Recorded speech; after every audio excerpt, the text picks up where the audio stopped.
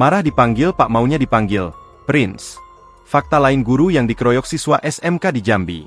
Jika biasanya guru bahasa Inggris kerap disapa Pak, Mister atau Sir, tidak dengan Agus Saputra, guru bahasa Inggris di SMK Negeri 3 Berbak Tanjung Jabung Timur, Jambi, yang kena keroyok siswanya.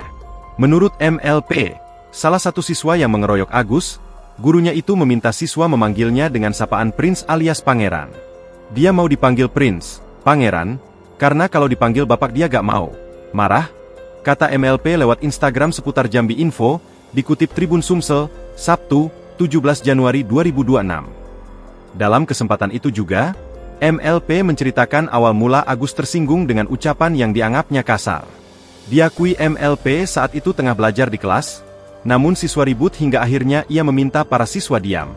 Sementara Agus yang saat itu berada di depan kelas merasa tersinggung, hingga akhirnya menghampiri MLP dan menamparnya. Awal mulanya saya sedang belajar di dalam kelas, pelajaran hampir selesai. Siswa dalam kelas ini agak sedikit ribut terus saya bilang, "Woi diam, saya tidak tahu beliau. Agus, ada di depan kelas." Setelah itu beliau langsung masuk ke dalam kelas tanpa permisi dengan guru yang di dalam langsung nanya siapa yang bilang, "Woi."